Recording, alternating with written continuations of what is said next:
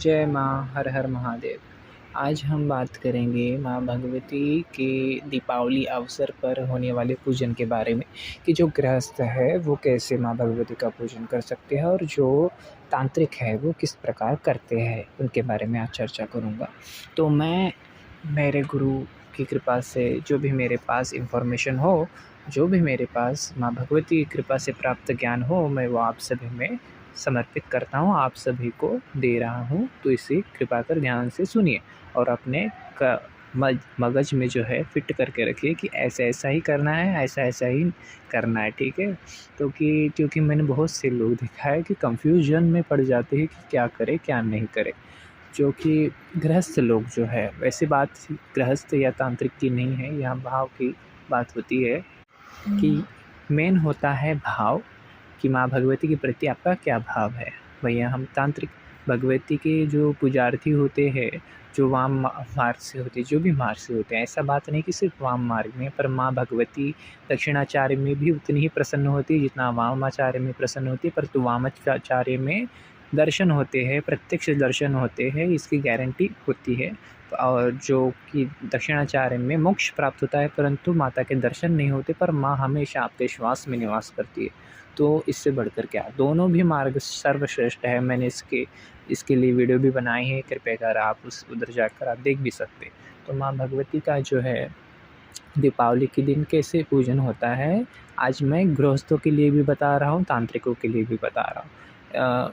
एक आज ये वीडियो थोड़ी लंबी भी हो सकती है, पर आप इसको देखिए। तो स्टार्टिंग करते हैं कि माँ गृहस्थों से, कि गृहस्थ लोग माता की कैसे उपासना करें। जो कि गृहस्थ लोग ज़्यादातर जो है घर परिवार में जो माता लक्ष्मी के दिन इस दिन पूजा करें। माँ लक्ष्मी स्वतः महाकाली है।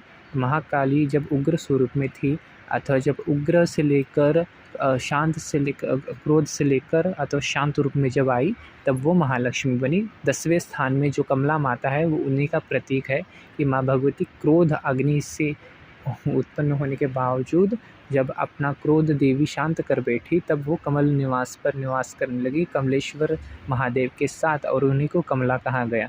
तो इसलिए माँ भगवती जो माँ आदि पराशक्ति है वह स्वयं कमला महालक्ष्मी है। तो इसलिए कमला देवी की इस दिन गृहस्थ लोग ज़्यादा से ज़्यादा पूजन करें। इस दिन माता लक्ष्मी कमला माई के निमित्त जो है यंत्र का अनुष्ठान, वैसे तो 3 धनतेरस से लेकर भाई दूज जो है ये चलता है, और साधना होती है इसमें भी। यंत्र कौड़िया, श्री यंत्र, लक्ष्मी यंत्र आदि जो है इसमें सिद्ध किए जाते हैं। परंतु ये टाइम उपासना अथवा साधना का है, तो साधना करनी चाहिए इंसान को। अब स्वतः के आत्मा को बलित करने के लिए साधना करनी चाहिए, अथवा अपने गुरु मंत्र को तो सबसे ज़्यादा इस टाइम में गुरु मंत्र सबसे ज़्यादा तीव्र गति से जो है कार्य करते हैं। अथवा जो तांत्रिक लोग भी है इस टाइम का बहुत फ़ायदा उठाते, क्योंकि इन जो ये 5 रात्रियाँ होती है ये सर्वश्रेष्ठ मानी जाती है। हमारे वाम मार्ग में जो है 4 तंत्र की महारात्रियाँ कही गई है। तो इन 4 तंत्र की रात्रियों में से जो है एक रात्रि जो है जिसे कहा जाता है महारात्रि, जिसे कहा जाता है, वही यह रात्रि मानी जाती है। तो हमारे वाम मार्ग में ऐसा होता है।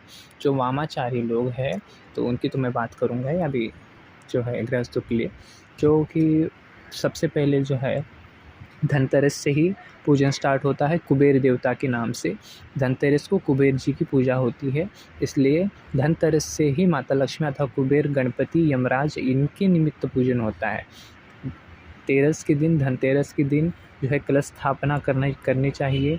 एक मुट्ठी भर गेहूँ, जो भी आपके पास धान हो, उसके नीचे कलश, एक चांदी का कलश या जो भी आपके पास हो, उसमें जल भर के, गंगा जल आदि 7, वैसे तो 7 नल का 7 तीर्थों का जल चाहिए, पर नहीं पॉसिबल हो तो कोई बात नहीं। आप सिर्फ मनोभाव करके कि गंगे च यमुने चैव गोदावरी सरस्वती नर्मदे सिंधु कावेरी जले अस्मिन् सन्निधिं कुरु, ऐसा कहकर सिर्फ जो है जल डाल देते हो, तो वो गंगा 7 यमुना 7 जलों का 7 तीर्थों का उसमें समावेशन हो जाता है। तो इसलिए जो है पूर्ण भाव के साथ पूजन करना चाहिए। कलश को स्थापित करने के पश्चात उसमें 5 कौड़ियाँ या एक गोमती चक्र, एक हल्दी की गांठ, कमलगट्टा चांदी का सिक्का या नॉर्मल सिक्का ऐसा डालना चाहिए, उसमें उसमें पूजन करना चाहिए अथवा आवाहन करना चाहिए समस्त देवी देवता का। क्योंकि हमारे घर परिवार में जो निवासित देवी देवता है उनका अगर आप आवाहन नहीं करोगे तो देवी कभी आपके घर में पधारेगी ही नहीं। तो सबसे पहले अपने कुल देवता का, ग्राम देवता का, अपने इष्ट देवता का ध्यान करें, गुरु मंत्र का ध्यान करते हुए गुरु का आवाहन करें। फिर वहाँ सुपारी में या आपके पास गणेश जी हो तो उनको विराजिए। फिर एक सुपारी लेकर उससे कुबेर का प्रतीक बनाएं, फिर वहाँ स्थापित करें। फिर एक सुपारी से धन्वंतरि का भी इस दिन, धनतेरस के दिन भगवान धन्वंतरि का भी पूजन होता है, तो इसलिए 2 सुपारियाँ कुबेर जी अथवा धन्वंतरि के निमित्त रखनी चाहिए। फिर गणपति, कुबेर अथवा धन्वंतरि, ये तीनों को स्थापित करने के पश्चात माता लक्ष्मी का आह्वान करें।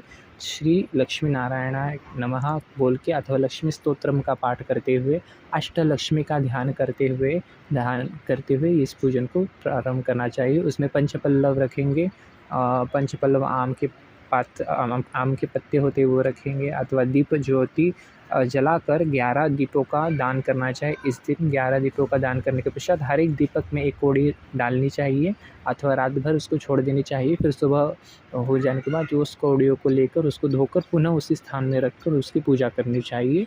अथवा जो भी आपके पास हो नैवेद्य वो माँ भगवती को समर्पित करना चाहिए। धूप, दीप, नैवेद्य आदि अक्षत षोडशोपचार पूजन करना चाहिए। इस दिन तो माना जाता है भैया षोडशोपचार पूजन 5 दिनों तक लगातार करनी चाहिए। जो आपने स्टार्टिंग में चढ़ाया बस भाव रहना चाहिए, भाव समर्पित करो माई को, महालक्ष्मी को। महालक्ष्मी प्रसन्न होती है। महालक्ष्मी ही माता अम्बा है और यही सबसे तीव्र गति से प्रसन्न होने वाली माता है। परंतु ध्यान रखें चंचला भी है, बहुत जल्दी माँ भगवती चंचल रूप से निवास करती है, इसलिए वो जल्दी टिकती नहीं। कहा जाता है ना कि पैसा जल्दी टिकता नहीं, तो इसलिए सिर्फ महालक्ष्मी का अर्थ ये नहीं कि सिर्फ पैसा, ये भी बात मगज में ध्यान रख लो।